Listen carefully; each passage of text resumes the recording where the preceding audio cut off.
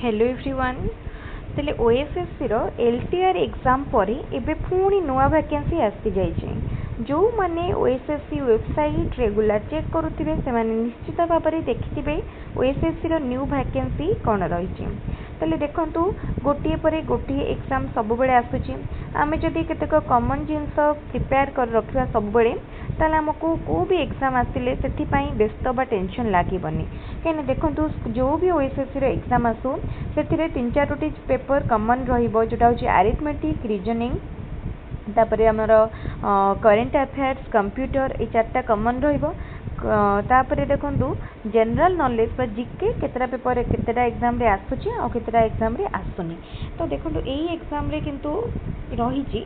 तो सेटा को सिलेबस आमे डिटेल पर देखिबा एबे खाली मो कहि रखुची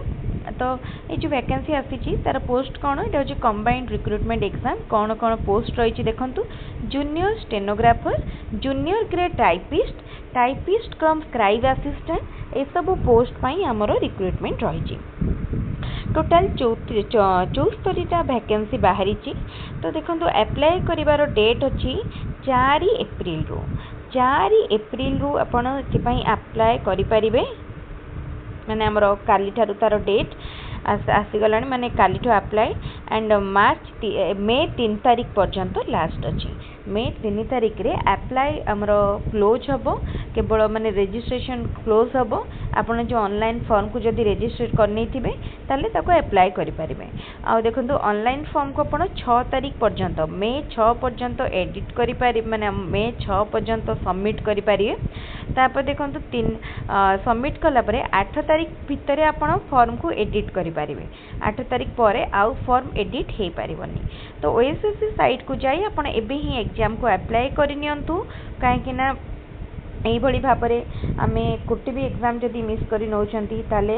बहुत किसी अपॉर्चुनिटी को आमे हरई दौरान तेणु यही थर मध्य स्टेनोग्राफर एग्जाम होता ओएसएससी तरफ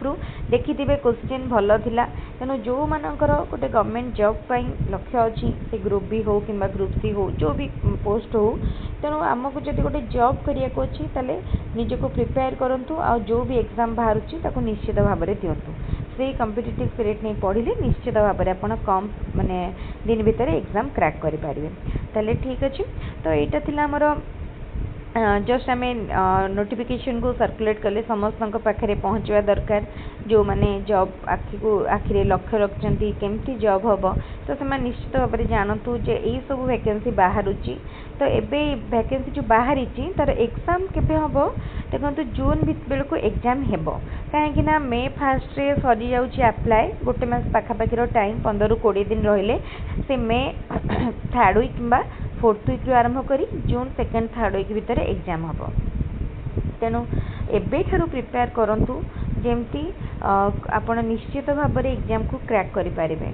आउ टाइपिंग स्पीड टी बढ़ावा को पड़ो जेहेतु यहाँ आमर स्टेनोग्राफर टाइपिस्ट जॉब तेणु टाइपिंग स्पीड उपर अधिक गुरुत्व दिज्व आउ कौन एजुकेशनल क्वालिफिकेशन मागी सेटा मु आउ गोटे वीडियो रे डिस्कशन करी डिटेल खाली आप निजे ओएसएससी साइट को विजिट करूँ डिटेल नोटिफिकेशन को थरे थरे देखंतु कौन मागी कौन कौन माने केतेटा पोस्ट कैटेगरी वाइज अच्छी सिलेबस कौन थरे थरे निश्चय निजे देखी नियंतु तापर आम आउ गोटे वीडियो रे तार सिलेबस कौन आउ एजुकेशनल क्वालिफिकेशन एग्जाम पैटर्न सब डिस्कशन करवा ताले वीडियोटी को सांग मान सहित बहुत संख्यार शेयर करूँ जो मैंने कॉम्पिटिटिव एग्जाम प्रिपेयर करुँच आउ जदि आम वीडियोटी भल लगुच आम चैनल को सब्सक्राइब करूँ आउ वीडियो भल लगे लाइक करेंगे कमेंट माध्यम निश्चित जनइबे एवं आमर ओटीईटी सीजीएल